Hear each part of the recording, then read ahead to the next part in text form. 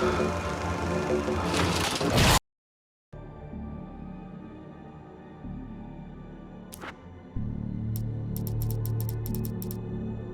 writer's block got worse.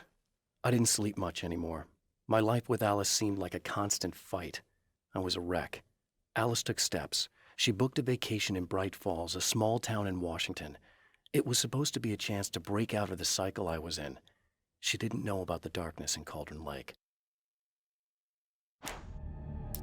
Alice, my wife, the best thing that ever happened to me. She smiles and the darkness lifts. For her, I've tried things I otherwise never would. I've never really minded if it's made me feel like a fool. She's a photographer, and the world she sees through her lenses is unique and beautiful. She has the vision. She sees things others don't and knows how to make them visible to everybody. She did it with me, too. She teased out things I was only vaguely aware of. She always saw me in the best possible light. It's been 2 years since I came here. Being that long without Alice breaks my heart, and I know it broke hers. I know she thinks I'm dead. How could I blame her for that? It would be a crime to pretend that she owes me anything. She took all the stupid, self-indulgent bullshit I brought into her life and still stood by me. Still loved me. It's no betrayal. But I'm a better person now than I used to be. I want to be that person with her. The Taken were always single-minded. They had a certain animal cunning, but they weren't very intelligent. That's one reason why they prefer melee weapons. Actual firearms are too complex for them to use.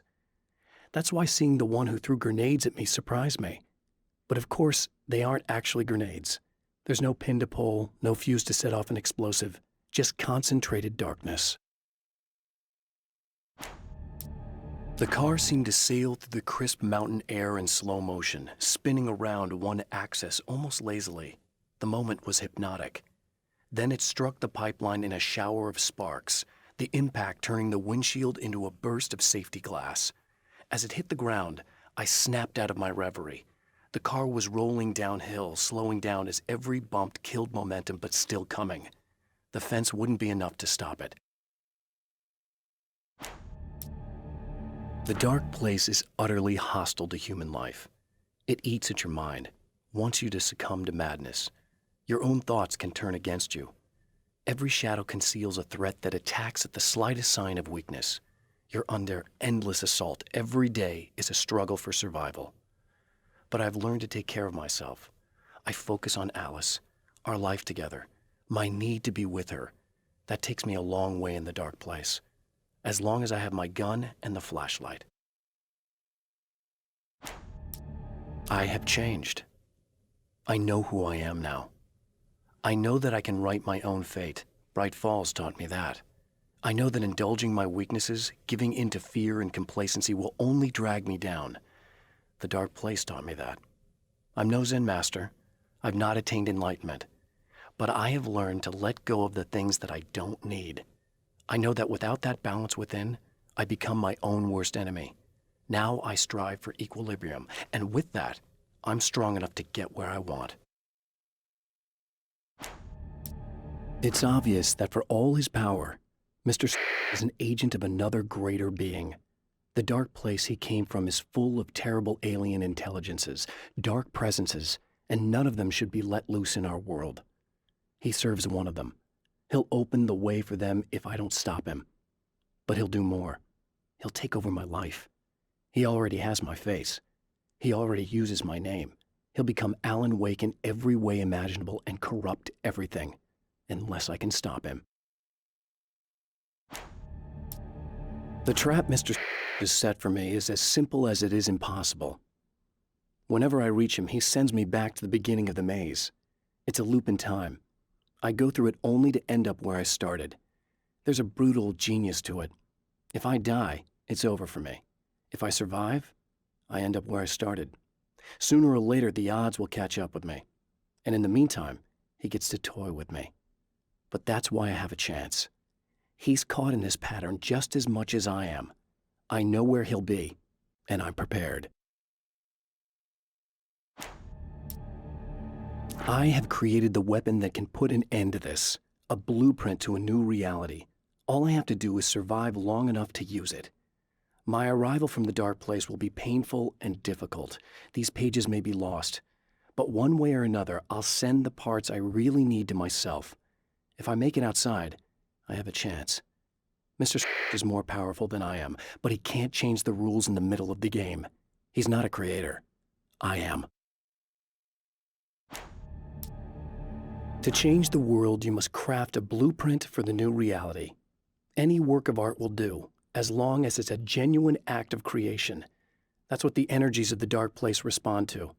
The results may be subtle and perplexing, or far-ranging and momentous.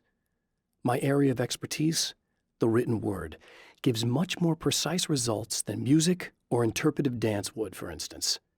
But words can be extremely dangerous. What you define may become reality, but so can that which you imply, even if you don't realize you're doing so. For Serena Valdivia, burning the midnight oil was more of an exception than a rule.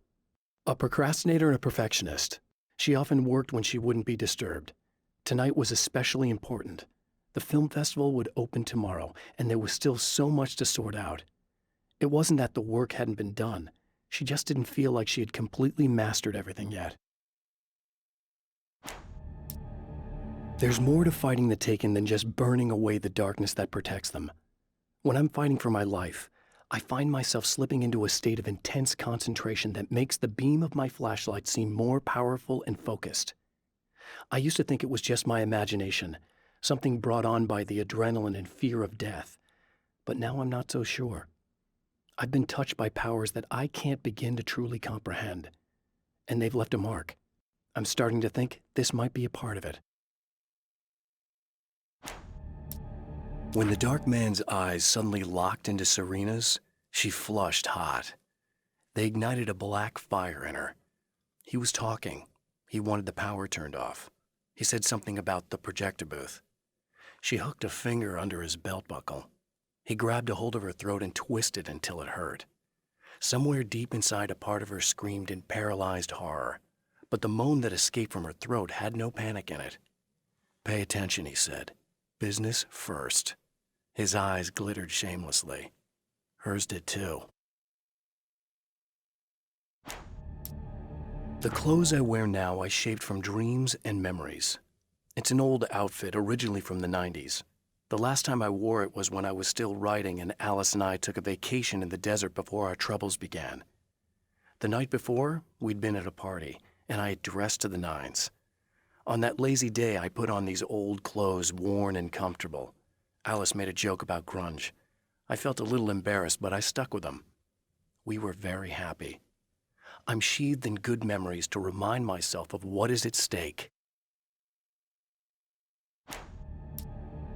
I held the film canister in my hands. I saw her name written across it in big letters, followed by the title. It was a time capsule, moments snatched from times gone by, from a past that I hoped could also be our future. It was my salvation, our chance to be together. A tin can with a bit of magic in it that she didn't even know about. Something I could put to good use. There were only moments left before I had to face him.